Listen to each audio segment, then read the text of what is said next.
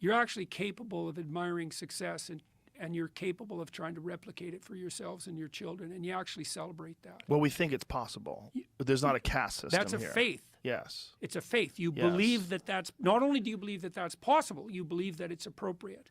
Yes. And that's the American dream. And it's celebrated. And celebrated. And that's no different than worshipped fundamentally. Like that, the difference between those words is like semantic. And so that trivial. That is what is attractive. Yeah, well, partly too, because you remember, like, one of the countries I went to visit was Albania, and Albania was the worst of the Soviet countries, and that's a hard contest to win.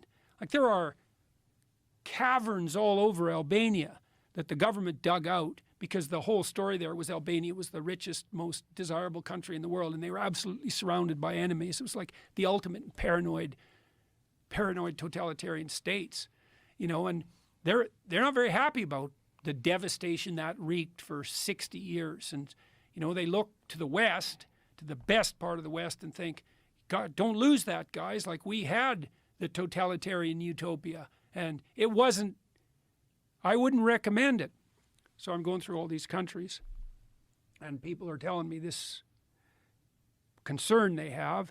And then they also say, well, we feel like we're voices crying in the wilderness, like we're concerned about the direction of the culture war, let's say. But if we say anything about it, we get taken out by the mob. But then I went to like 14 countries and everyone said the same thing. And I thought, well, if the same thing is happening in 14 countries, you're not a voice crying in the wilderness. You're just people who aren't communicating very well with each other. So I thought, well, why isn't there an international organization that's really centrist, you know, that would attract traditionalist, small c conservatives and classic liberals alike? You know, we don't want the ultranationalist types because they go off the deep end in one particular way, and you know, the radical leftist globalist utopians who are under the grip of the Marxist idea. That's a very small minority of people. There's a huge number of people in the reasonable middle, but they don't seem to.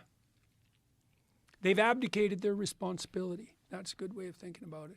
So then I started talking when I went through Europe. I said, well, you know, I'm thinking about organizing a convention where I could bring people together to talk about a different vision and also maybe to share specific policy ideas that worked, right? So that's more concrete. And everyone I talked to said, I'd really be interested in that. I'll change my schedule. I'll do everything I can to help. And that just happened in every country. And so I thought, well, that's weird because, you know, this is a preposterous idea. And what should happen is that people, you know, maybe they're pleased to meet me and they give some lip service to the idea and it just ends there. That's the destiny of most ideas. But that isn't what happened. Then I went to the UK and started talking about it, and exactly the same thing happened. People were just like, sign me up, man, what can I do? Then I went to Washington. I talked to the Republican Study Committee about this, and they make policy for the Republicans, and the same thing happened. A whole bunch of Republicans came up and said, we'll change our schedule, make sure you have the conference at some time when the House isn't sitting so we can attend. Is there anything I can do to help? And I realized then, you know, the conservative types, they're pretty good at implementing. They're pretty good incremental movers because they're conscientious, but they're not very good at vision.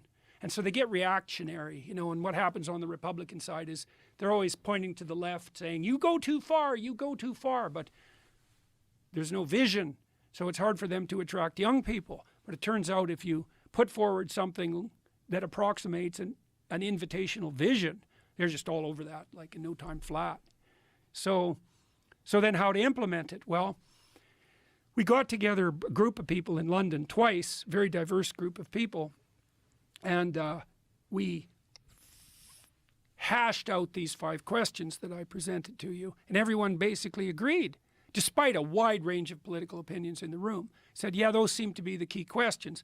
And then we figured out that we needed to put this forward as an invitation and not as a top-down, you know, compulsion-based, you have to do this or the planet's going to be doomed. It has to be an invitation. And now we're trying to work out the details. And well, the first real move will be to open this up to public participation, to figure out how to do that, to get a dialogue going, but then also to have this conference October 31st, November 1st, and November 2nd in London. And I plan to do 3 lectures at night there, one on the crisis of the West, one on environmental stewardship, and one on metaphysics, a public lecture to kind of anchor the convention. We've got, I think, the Apollo in London already set up for that. And, and our goal, God willing, is that we develop a vision that everyone says, yeah, I'm in, what can I do? Instead of the vision being, you're emitting too much carbon dioxide there, buddy, and enough cars and comedians for you. Yeah. So we'll see. But the thing that's been striking is how rapidly this came together and how motivated people were to participate. We had people from Australia, for example, who have lots to do, the people who came. They flew all the way from Australia for a 2-day meeting 3 weeks ago to discuss this. They were only there for 2 days. People came from Washington and from all over Europe, and it's weird. But I think the reason is, and you know this, is that, what do they say? The people perish for lack of vision. It's absolutely, man. And this vision we're being offered is this dire, bloody apocalypse. And, we have to limit our consumption. We have to make energy expensive. Everyone can't have enough. We have to accept limits. There's too many people on the planet. We have to run around like frightened tyrants to clamp everything down. It's like all that's doing, it's demoralizing young men like mad. Young people aren't even having relationships anymore because especially the men, if they're not bloody patriarchal tyrants, they're virgin raping planetary despoilers. It's like, what kind of vision is that for young men? It just makes them sick, and I've seen, believe me, I've seen plenty of that. There people are so grateful if you provide them with an alternative that says, that ambitious striving that you have within you, that's something that's making itself manifest in the optimal way as something that's the highest, not just a manifestation of your tyrannical, patriarchal, rapacious nature. And that's what we tell young men, like nonstop from the time they're 3 onward. And then what? Then they're all timid shells of themselves, embarrassed about everything they want and do. They don't even have enough spine to approach a woman and try to establish a relationship. They're in love with Tinkerbell, the porn fairy, instead. It's horrible.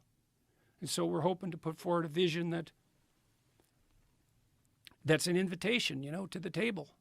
And with the idea that if we got our act together, especially given our technological power, God only knows what sort of world we could build.